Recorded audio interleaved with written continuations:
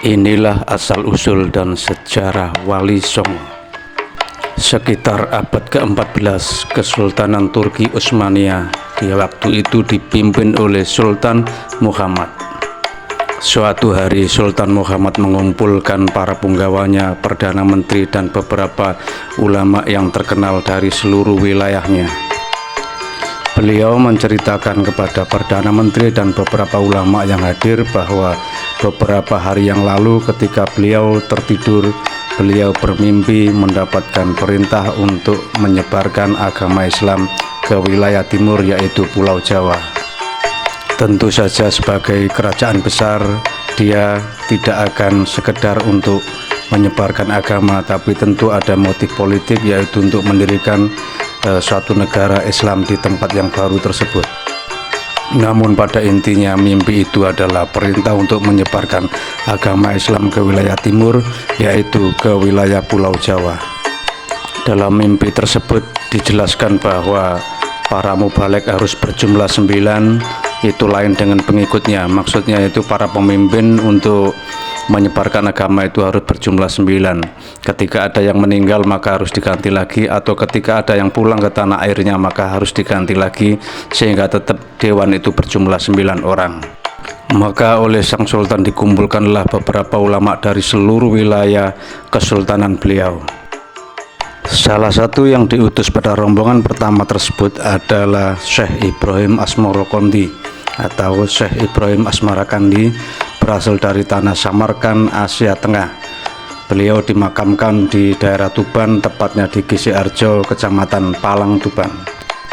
Di tanah Jawa kemudian beliau menurunkan seorang putra yang kemudian bergelar Sunan Ampel yang berkedudukan di Amel Denta, Surabaya. Berikutnya lagi adalah Syekh Maulana Malik Ibrahim atau yang lebih terkenal dengan nama Sunan Gresik. Beliau berasal dari Parsi, walaupun ada juga yang mengatakan, sejarawan lain mengatakan berasal dari Arab, kemudian pindah ke Gujarat, India, kemudian berkelana ke Malaka dan akhirnya sampai di Pulau Jawa. Beliau kemudian menetap di wilayah Gresik, makanya terkenal dengan nama Kanjeng Sunan Gresik.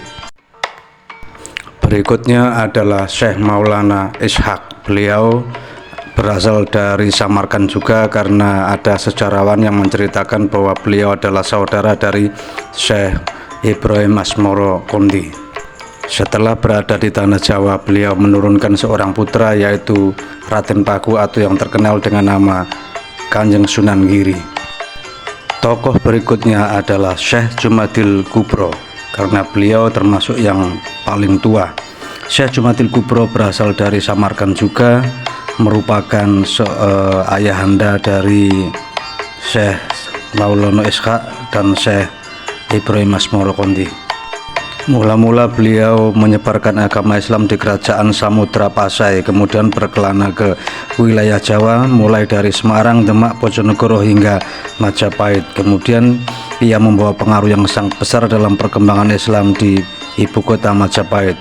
Ia diperintahkan oleh Sultan Turki Muhammad untuk menyebarkan agama Islam di wilayah Majapahit tersebut. Berikutnya tokoh yang juga sangat penting sekali adalah Syekh Subakir. Beliau berasal dari tanah Persia.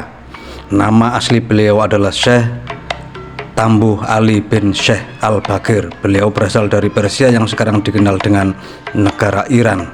Persia merupakan kawasan yang memiliki catatan historis, peradaban, dan keilmuan yang unggul.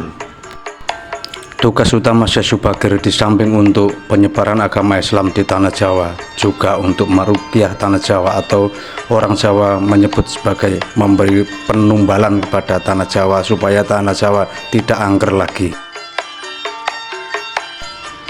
Mereka lah para mubalek gelombang pertama yang datang ke tanah Jawa untuk menyebarkan agama Islam, dan dari mereka lah cikal bakal adanya Wali Songo yang merupakan Dewan Wali atau Dewan Soko Guru Kerajaan Demak Bintoro.